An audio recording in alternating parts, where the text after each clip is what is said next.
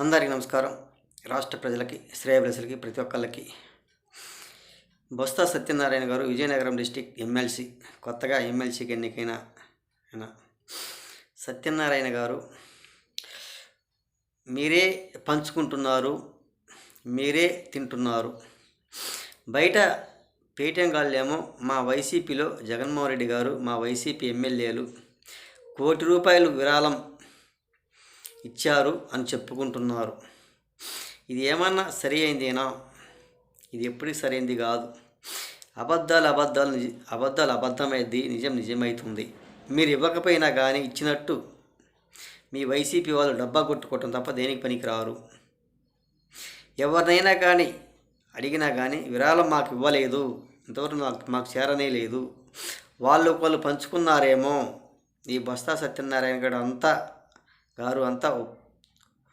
అబద్ధాలు చెప్తున్నాడు, ఏ ఒక్క మాట కూడా నిజం కాదు అని అంటూనే ఉన్నారు. ఒక్కసారి నిరూపించుకొని అవునా కాదా, ఇచ్చారా ఇయ్యలేదా అనేది తెలుసుకోవాల్సిందిగా కోరుచున్నాము.